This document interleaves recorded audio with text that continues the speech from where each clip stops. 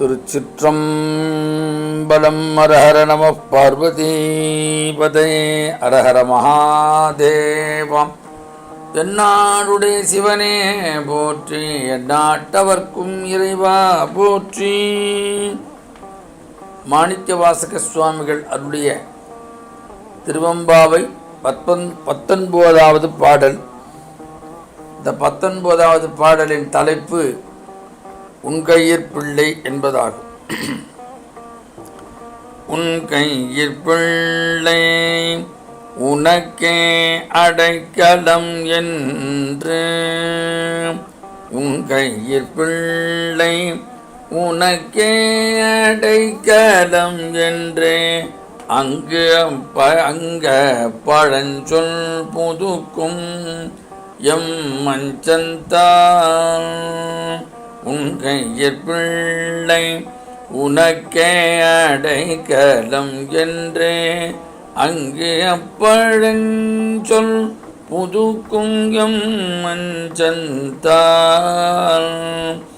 எங்கள் பெருமான் உனக்கொன்று உரைப்போம் கேள். என் கொங்கனின் என்பர் அல்லார் தோள் சேரற்க, என் கை உனக்கல்லாதே எப்பணியும் செய்யற்க. கங்குல் பகல் எங்கண் மற்றொன்றும் காணற்க, கங்குல் பகல் எங்கண் மற்றொன்றும் காணற்க. இங்கேயும் பரிசே எமக்கோ நல்குதியோன், இங்கேயும் பரிசே எமக்கு எங்கோ நல்குதியோன். இங்கேயும் பரிசே எமக்கு எங்கோ நல்குதியேல், எங்களில் என் ஞாயிறே எமக்கேடோர் எம்பாவாய். உன் கையிற் பிள்ளை உனக்கே அடைக்கலம். இது தொன்று தொற்று வழுகின்ற ஒரு அழகான பழம் சொல். இந்த வார்த்தையை 2 இடங்களிலே நமது முன்னோர்கள் சொல்லி வருகின்றனர். 2 இடங்களிலே இதை சொல்வார்கள். ஒன்று, தன்னுடைய குழந்தையை குருகுலத்தில் சேர்க்கும் பொழுது அந்த ஆசிரியரிடத்தும் கொண்டு கொடுத்து, ஐயா உன் கையிற் பிள்ளை உடைக்கலம் அடக்கலம் என்று ஒரு தரம் சொல்லுவார்கள்.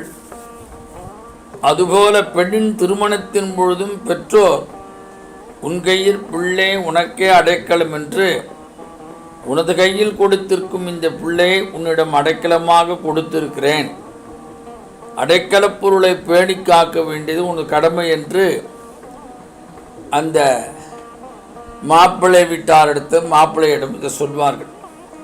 தற்காலத்தில் எப்படி என்று சொன்னார், மாப்பிள்ளை நாங்கள் எங்கள் பொண்ணை ரொம்ப செல்லமாக வளர்த்துட்டோம், கொஞ்சம் அப்படி இப்படி இருப்பா, கொஞ்சம் துடுக்குத்தனமாக பேசுவாளே தவிர மனசில் எதையுமே வச்சுக்க மாட்டா, ரொம்ப நல்ல பொண்ணு, அதனால் நீங்கள் எங்கள் பொண்ணுகிட்ட கொஞ்சம் அனுசரையாக நடந்து கொள்ள வேண்டும் என்று இக்காலத்திலாம் சொல்கிறார்கள்.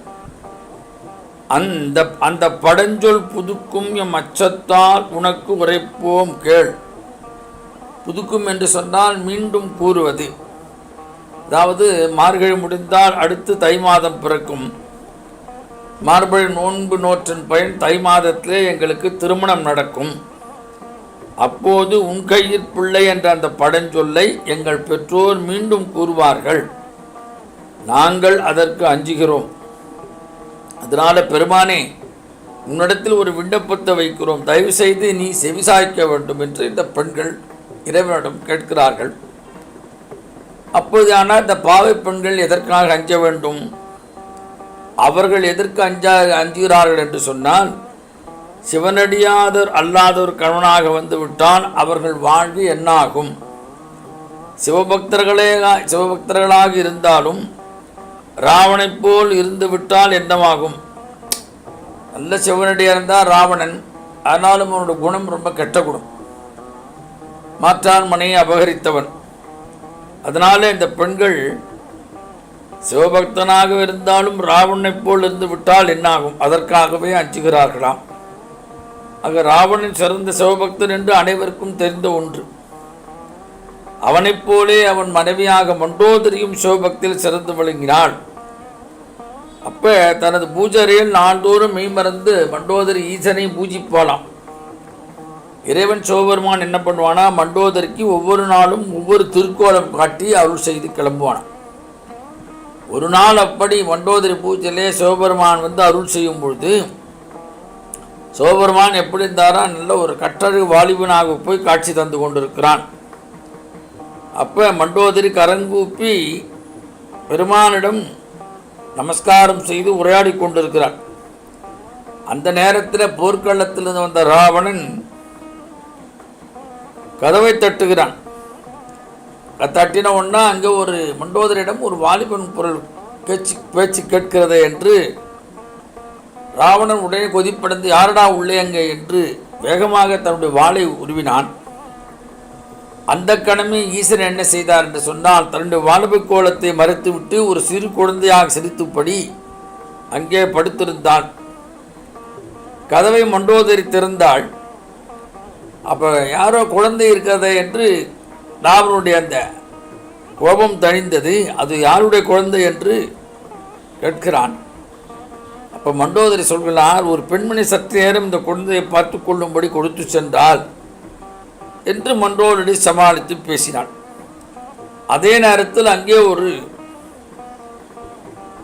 என்னுடைய பிள்ளையை கொடு என்று ஒரு பெண் உழைந்து கேட்டவுடன் மண்டோதரி உன் கையில் பிள்ளை உனக்கே அடைக்கலும் என்று கூறி அந்த பெண்முடையும் குழந்தையை திருப்பி தந்தாள். ஆக பிள்ளையை வாங்க வந்தவள் அம்பிகை தான் என்று கூற தேவையில்லை. சிவபெருமானுக்கு அம்பிகையே தாயும் ஆயினள் என்கிறாள் அபிராமி எந்தாதி. அவளே அவர் தமக்கு அன்னையும் ஆயினள் என்று சொல்லுகிறாள். அதற்கு இவ்வரலாறும் ஒரு விளக்கமாக எடுத்துக்கொள்ளலாம்.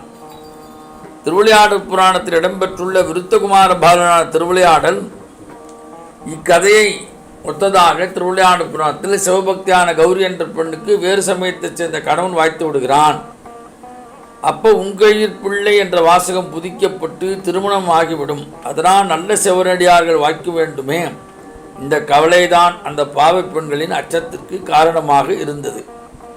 அடுத்து சொல்கிறார்கள், எங்கொங்கை நின்னன்பர் அல்லார் தோல் சேரற்க. கொங்கை என்று சொன்னார் மாபெருங்கள்.